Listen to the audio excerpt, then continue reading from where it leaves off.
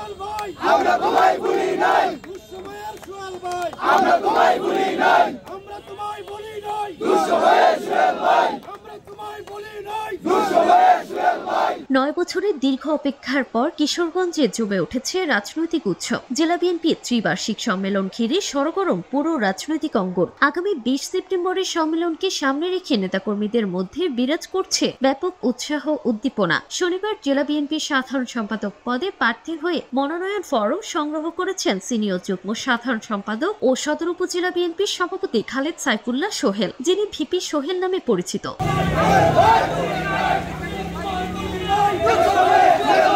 Form সংগ্রহের পর সাংবাদিকদের উদ্দেশ্যে তিনি বলেন, জেলা বিএনপিকে সাংগঠনিকভাবে আরো শক্তিশালী করা এবং গণতন্ত্র পুনরুদ্ধারের আন্দোলনে অগ্রণী ভূমিকা রাখাই আমাদের লক্ষ্য।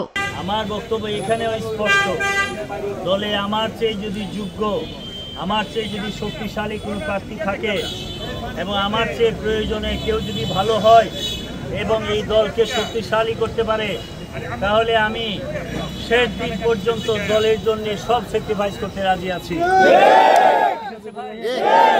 আমার প্রয়োজন এই দলে যে নেতা হবেন, এই দলের যে দায়িত্ব থাকবেন, এই নেতা যেন শহীদ জিয়াউর রহমানের আদর্শকে ধারণ করে, শহীদ জিয়াউর রহমানের আদর্শকে লালন করে যাতে এই দলকে সংগঠিত করতে পারেন, সেটাই তো আমি চাই। ঠিক আছে, সুতরাং আমাকেই পথ পেতে হবে, আমারই নেতা হইতে হবে, এই বিষয়টা এই দলে চলা উচিত না। ঠিক আছে, সুতরাং আমি সমস্ত নেতাদেরকে অনুরোধ করব, নেতা বানাবে কর্মীরা। ঠিক আছে না ভাই?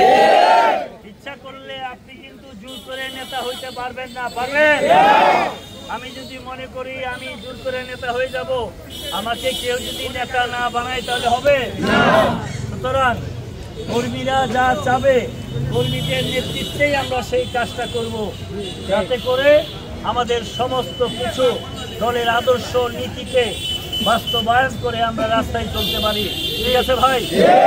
মনোনয়ন ফরম সংগ্রহকালে বিপুল সংখ্যক নেতাকর্মী ফুলের শুভেচ্ছা জানিয়ে তার পাশে দাঁড়ান। তারা আশা প্রকাশ করেন নতুন নেতৃত্বে জেলা বিএনপি আরো ঐক্যবদ্ধ হয়ে সরকারের দমন পীড়নের বিরুদ্ধে লড়াইয়ে সক্রিয় ভূমিকা রাখবে। দীর্ঘ 9 বছর পর আয়োজিত এই সম্মেলনে সভাপতি পদে প্রতিদ্বন্দ্বিতা করবেন বর্তমান সভাপতি শরীফুল আলম ও সহ সভাপতি রুহুল হোসাইন। সাধারণ সম্পাদক পদে লড়াই থাকছেন ভিপি সোহেল, মাজহারুল ইসলাম, হাজি ইসরাইল, সাইফুল ইসলাম সুমন, ওমর ফারুক, সাজ্জাদুল হক ও শফিকুল ইসলাম। নেতাকর্মীদের প্রত্যাশা ও সম্মেলনের মাধ্যমে জেলা বিএনপির সাংগঠনিক কার্যক্রমে নতুন গতি আসবে।